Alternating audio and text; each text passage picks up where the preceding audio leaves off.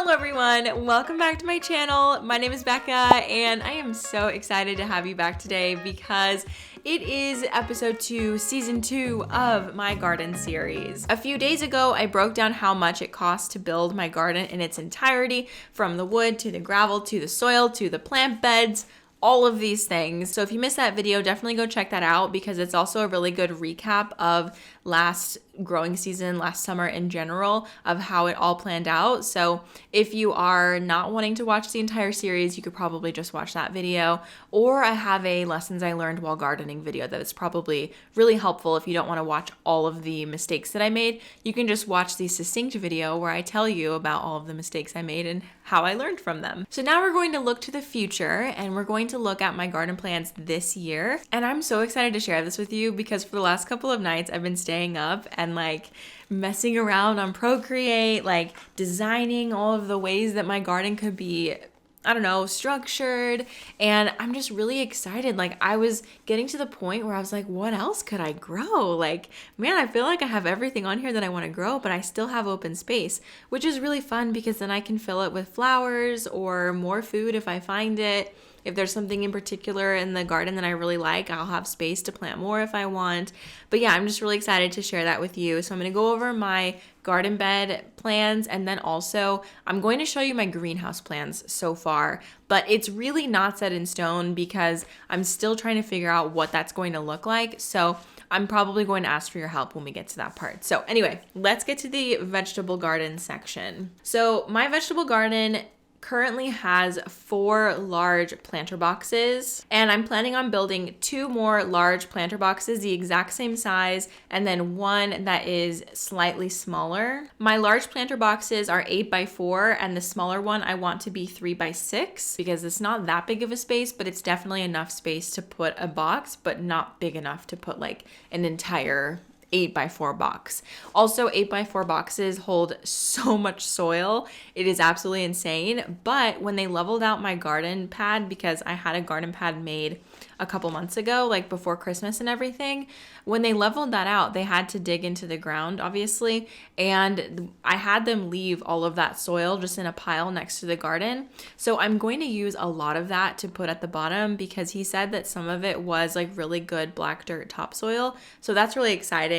And it'll be just a good base layer for my planter boxes because if you haven't seen, a lot of people will put big logs or sticks or just stuff underneath their garden beds because filling those is so expensive. Like I said before, if you watched my last video, you would know that. So I'm trying to not spend a ton of money filling them this year because I am going to be adding on 1, 2, 3, 4, 5, 6, 7, 8, 9 minimum more plant boxes. But like I said, only 2 of them are going to be the large sizes and the rest of them will be quite small. And I need to go out there and make sure that the measurements will all be okay, but I'm pretty certain that it'll be fine. I also need to make sure that there will be enough spaces between all of the beds for our wheelbarrow. But I have this drawn to scale and based on what I'm looking at off of my iPad, it should be fine. I should have plenty of space between all of the garden boxes. It might be a little tight in certain spots, but it's not that big of a deal. If I can't fit the wheelbarrow back there, it's a short distance to walk with a shovel if I really needed to do that. And then the last thing that I'm going to be adding onto the garden that is not existing currently is a bunch of long planter boxes that are going to be around the edges of the wood. So the top layer of my garden fence is currently a 1x6 it's a 1x6.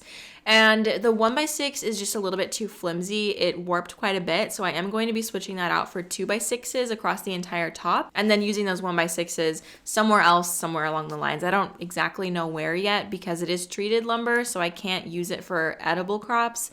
But I think I could use it for flower stuff. So I was looking online for some L bracket type of things that are made for the garden. And I think that I found something that I really like on Amazon and I'm going to try to use that reference to find something in person because our garden centers always have a lot of really good stuff. So I'm going to check first at a local garden center. But if I can't find it, I'll probably order it on Amazon.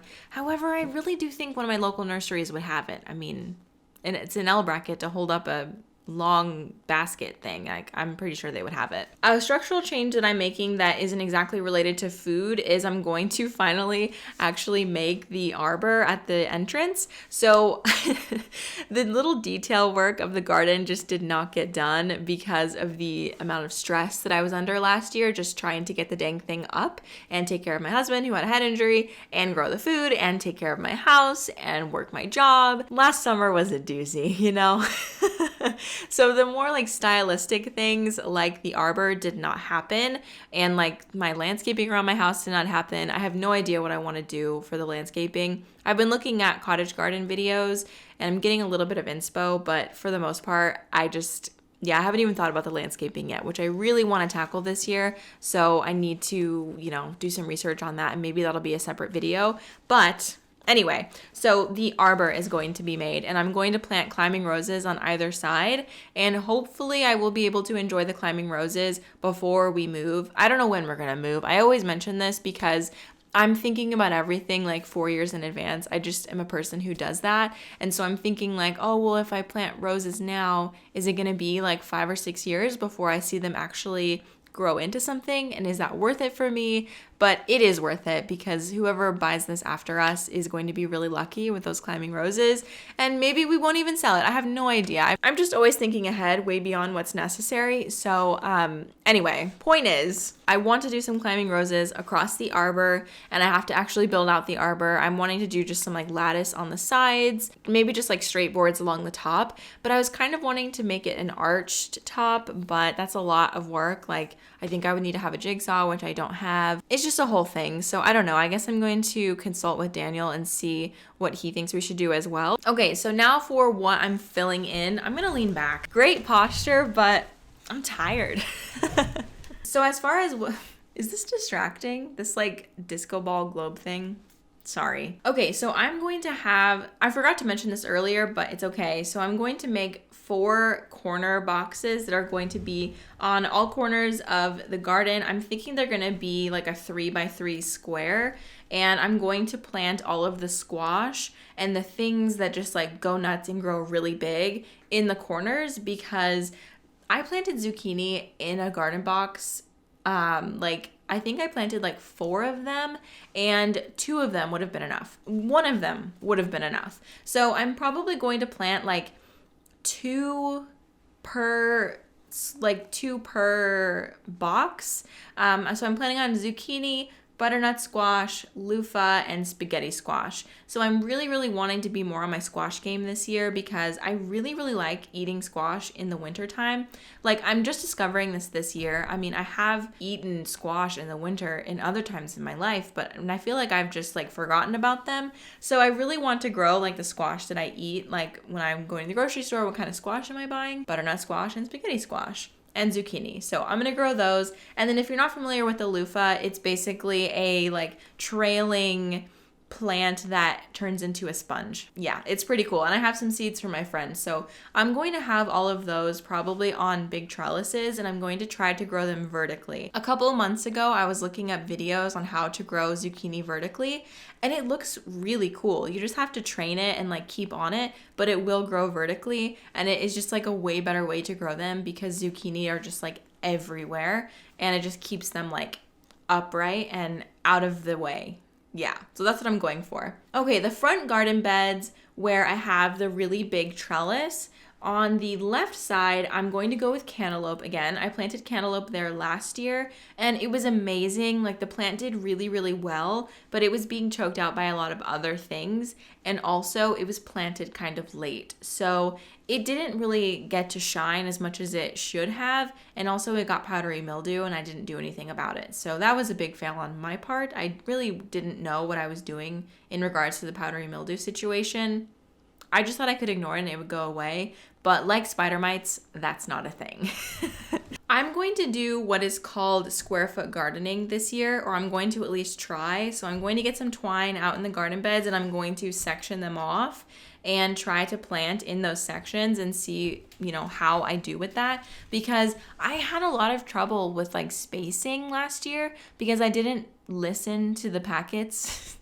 The seed packets. I was not paying attention to what the seed packets told me. And that is why I ended up with 4 zucchini plants planted 1 foot apart from each other, if that, maybe 6 inches apart from each other. It was really bad, and it just took over. And then powdery mildew happened, and then everything got powdery mildew because the zucchini was everywhere. So with that being said, cantaloupe is going to be planted on the side that is connected to the trellis, so on the far right side of the bed. Since I'm growing it young right next to the trellis, I'm hoping that it will start climbing pretty soon after. And it is a hoop trellis, so I'm going to have to find a way to secure the fruit up so that it isn't hanging, because last year a lot of the fruit fell prematurely because it got too heavy. It still tasted really good, but it definitely could have had more time on the vine. So I need to like get some pantyhose, or like, I don't know, just do some Pinterest research on what I can do to hold those up. And then on the other side of that, I looked up companion planting. Like, my search results is like what to plant with cantaloupe, what to plant with dill. Like, literally that is all my Google search results right now. So I looked up what to plant with cantaloupe, and I came up with dill, marigold, and oregano. I'm sort of putting my herbs all around the garden. I really thought about doing just an herb box, but I think that it's more beneficial to spread them out, because it seems like the herbs are very pest resistant. Like, the pests don't like them. So if you plant them near things, near certain plants that are susceptible, a pest that really likes that plant is not going to go over there because there's dill planted there, and the bug doesn't like dill. So that's something that I noticed when I was looking up like companion planting. And also, like, there's certain plants that are not toxic to each other, but like one of them will release something and the other one will uptake it, and it's really bad for it. So I would really suggest, when you're planning out your garden boxes, to do some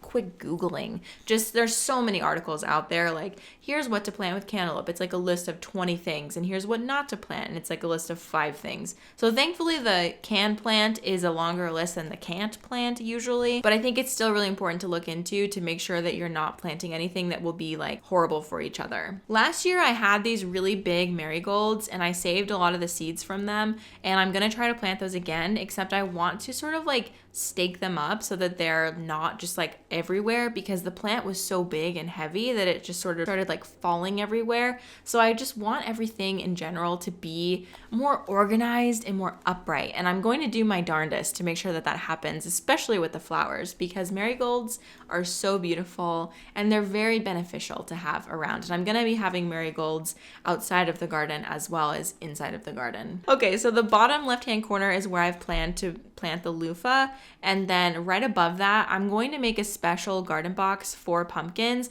that is a 3x6 garden bed.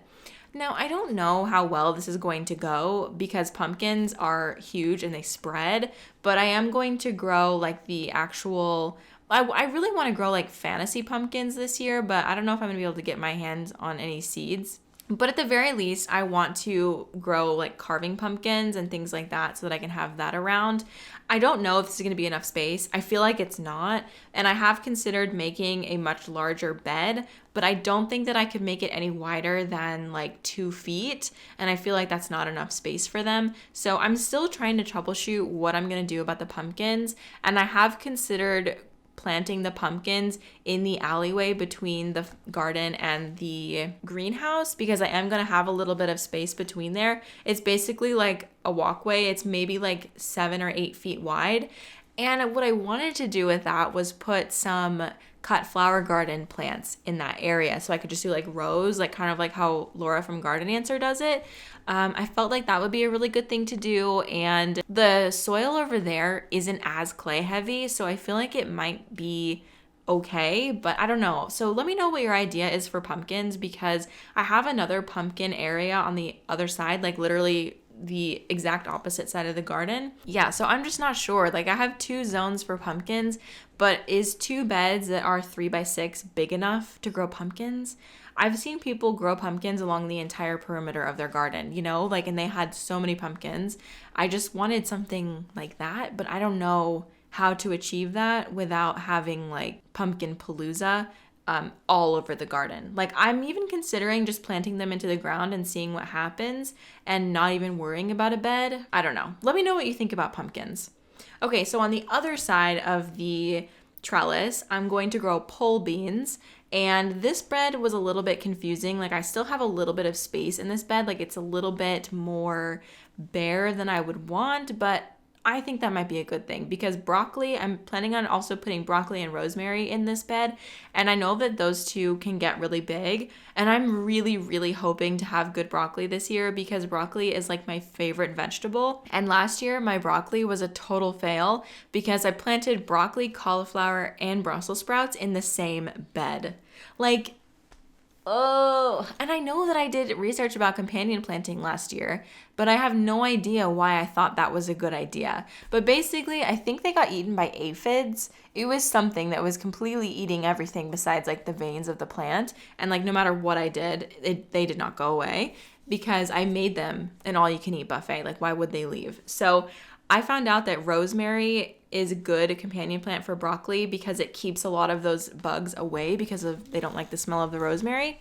And I love rosemary. Well, Daniel and I were visiting our friends who have a farm in Hawaii, and they have just huge rosemary bushes everywhere. And they smell so good and they're very beautiful. So I was thinking about just doing that too, like around my property, just like planting rosemary, because cooking with rosemary, I think is actually one of my favorite spices to cook with. Is that a spice? An herb? I don't know. It's one of my favorite herbs to cook with because it just tastes so good and it smells good too. So anyway, I've got beans, rosemary, and broccoli. I really want to be on my beans game this season because I love green beans. And like there's a few vegetables that I just love. Green beans and broccoli is definitely top 2.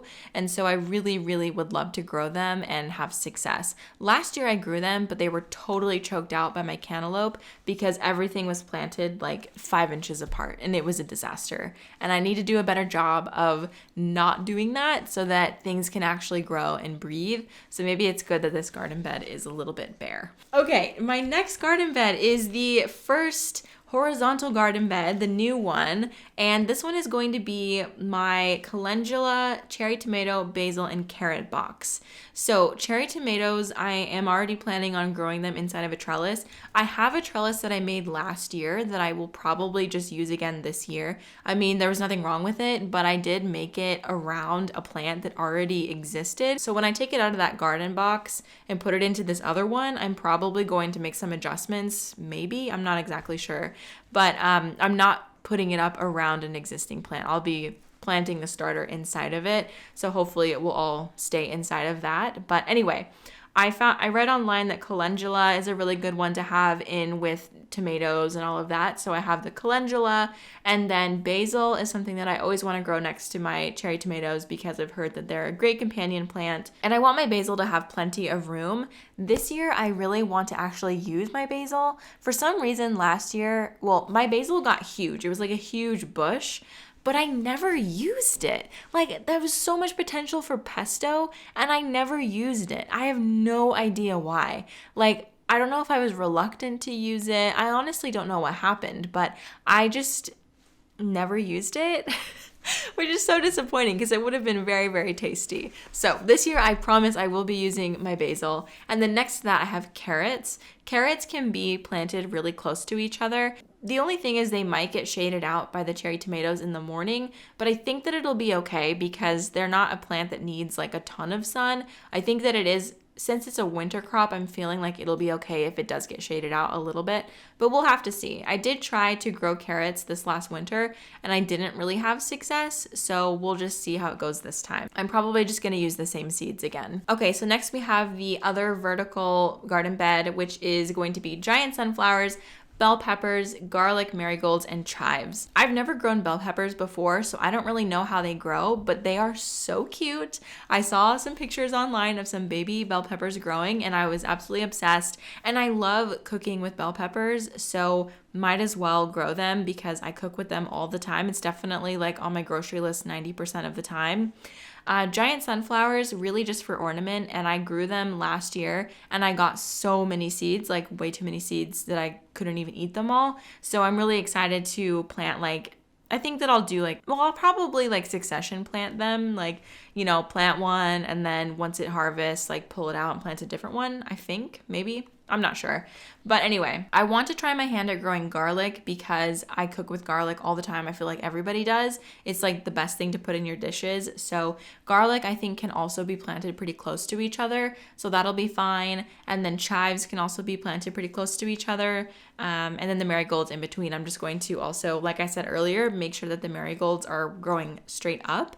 And I might also do like a smaller version of the marigold in this one. I'm not quite sure. We'll just have to see. Okay, so now we're back in the top right corner. I'm going to plant butternut squash, and then this bed right here, this long bed, is going to be entirely watermelon because I love watermelon and just melons in general. It's my favorite fruit.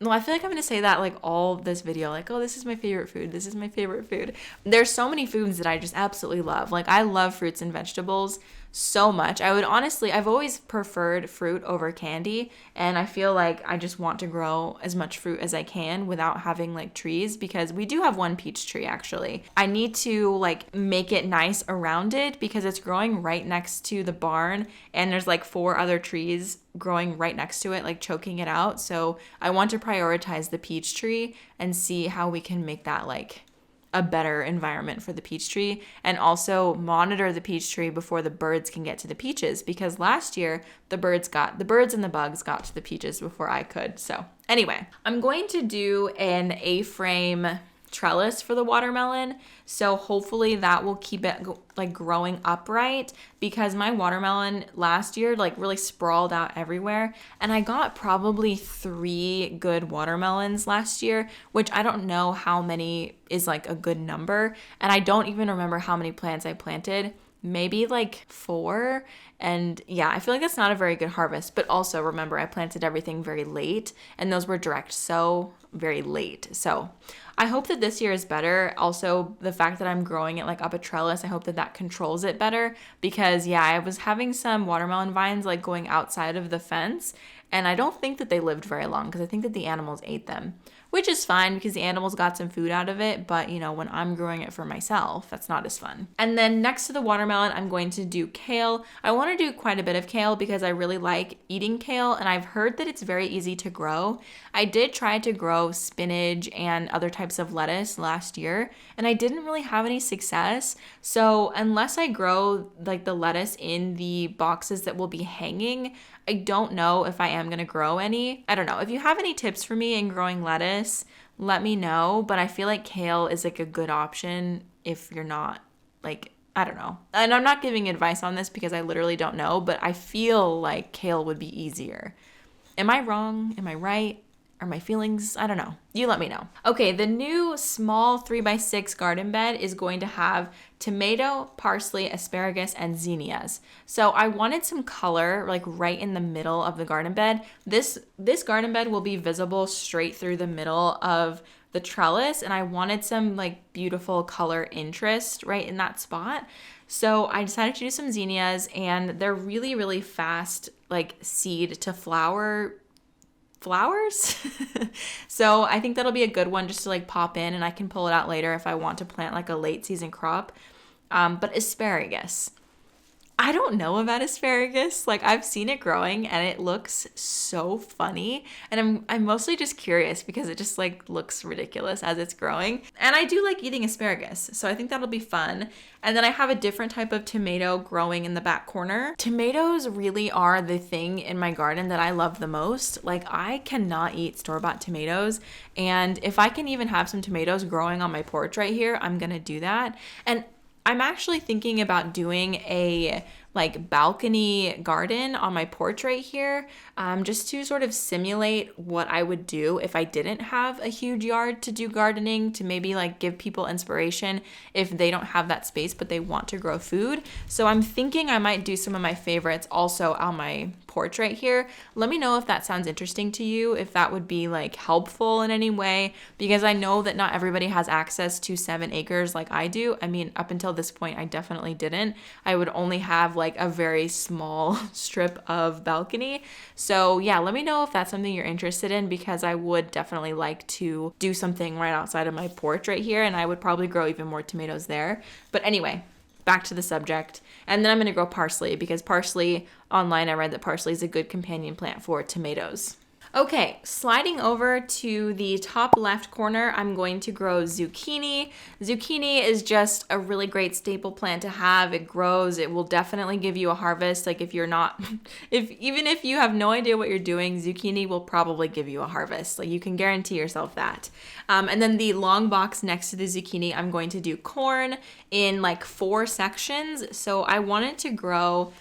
Well, see, I wanted to grow like the glass gem corn that I was showing the seeds that I have, but I was also thinking of growing sweet corn. So I'm not exactly sure how I'm gonna do that. I don't know, maybe if you have any like comments, like maybe something that I'm planting like is not worthwhile and I can pop corn in somewhere else. Maybe do like a bucket of corn somewhere. I don't know, but I was thinking about growing corn. I don't know which kind. Maybe I'll do glass gem and sweet corn next to each other so that I have both. But I think like one plant of corn only puts off 1 ear, right? Like I don't even know how corn grows. So I really need to do some research in that respect because I'm planning on growing, I think that it'll depend on the spacing, but at least like 4 or 5 individual plants is what I want to grow. So I don't know if I can do like a couple glass gem and a couple sweet corn. I'm not exactly sure. And then I'm going to build another A-frame trellis for the cucumber because cucumbers was a really, really great plant for me to grow last year and they are so tasty. I ended up making some pickles. They weren't that good, but they were pickles for sure, but they were very like tangy.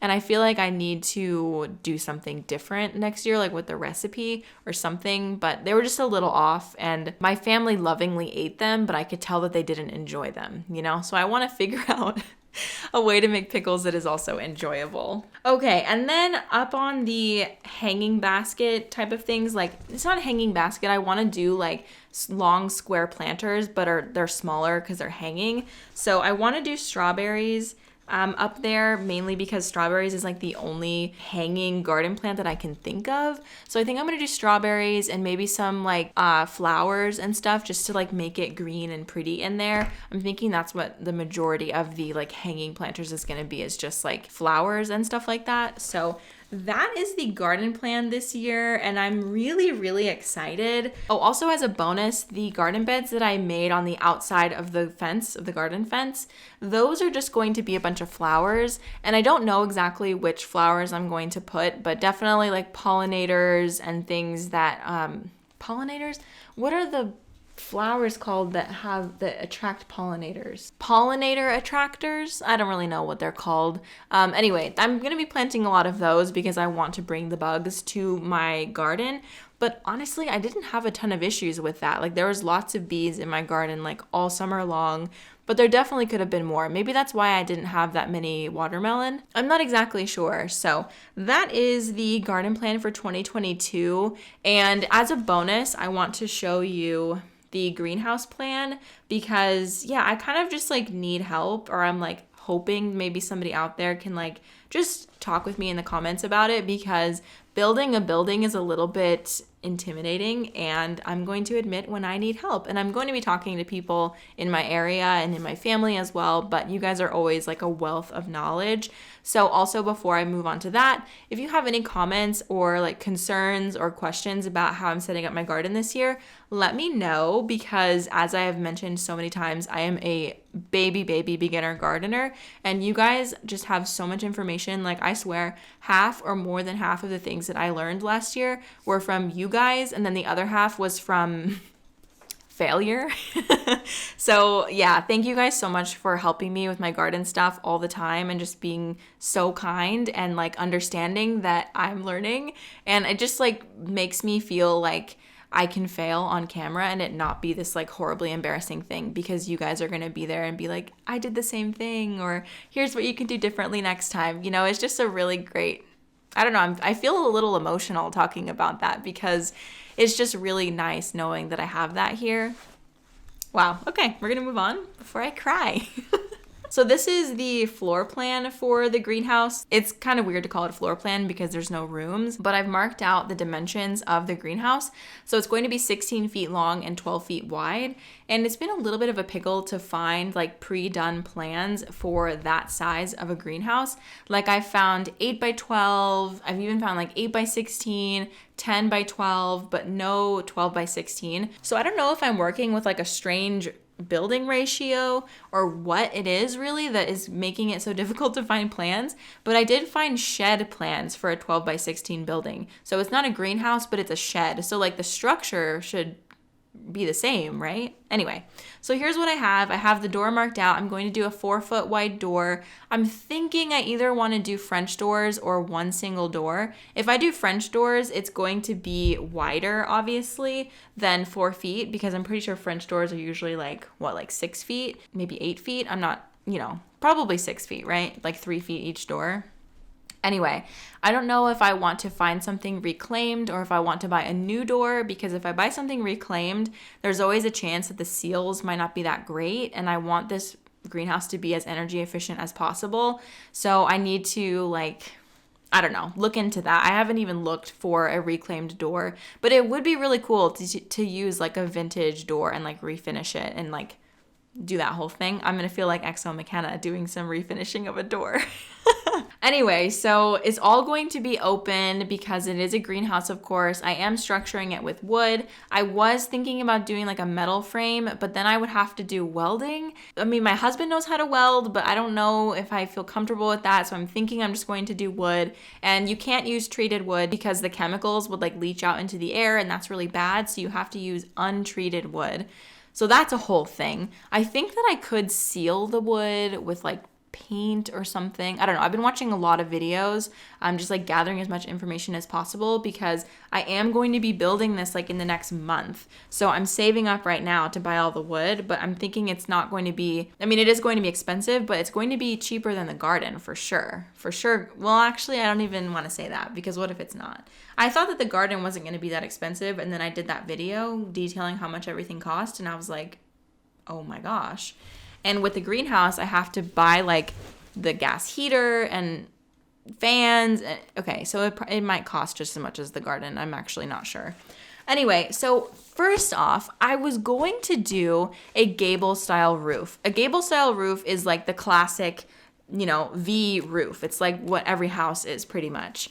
And I'm going to have to do a pretty steep pitch because it does snow where I live, and it doesn't snow like that often, but when it does snow, it tends to stick around for a while, and I don't want a ton of heavy snow sitting on my greenhouse, I have to do a 12 by 4 or a 4 by 12 ratio of a roof, which I think is a standard roof pitch for like most homes in cold places where it snows.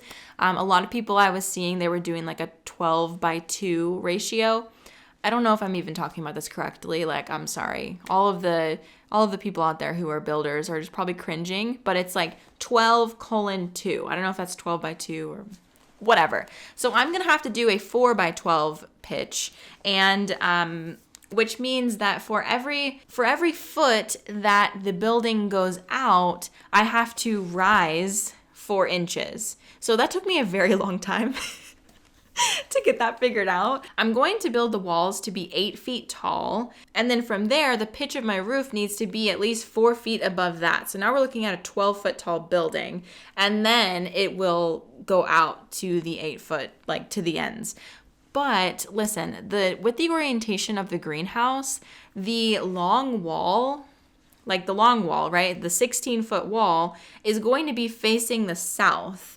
And I was talking to Jeff from Vintage Hill a couple months ago about orientating the greenhouse, and that was really the best way for me to orient the greenhouse. Although it's not the greatest way to orient the greenhouse, it's not the worst because of something with the wind.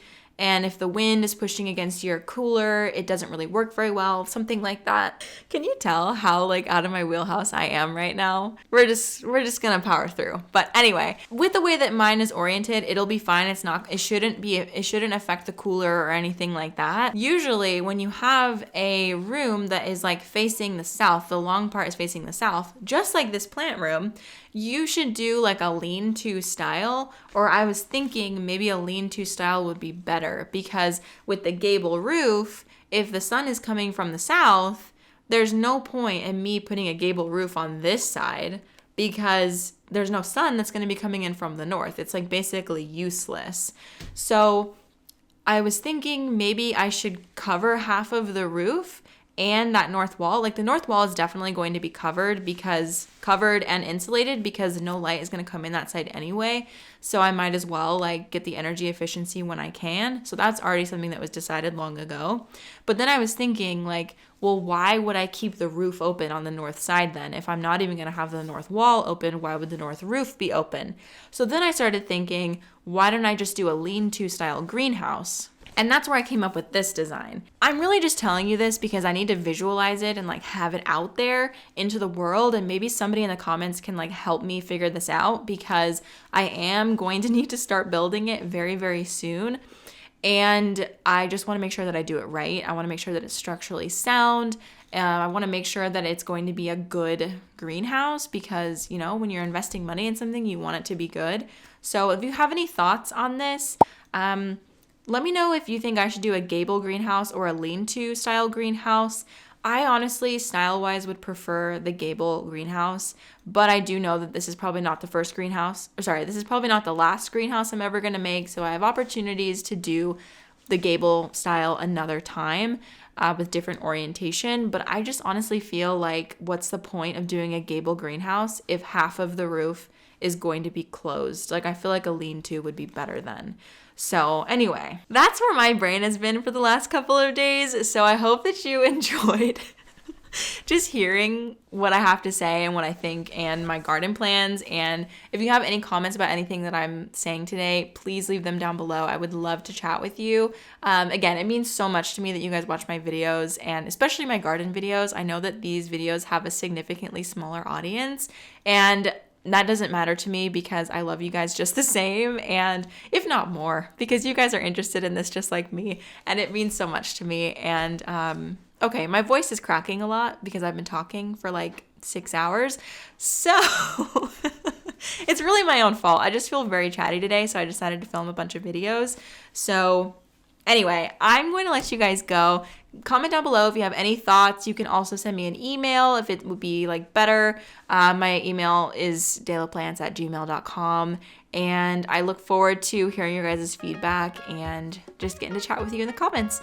All right, cheers to a beautiful garden season. Bye.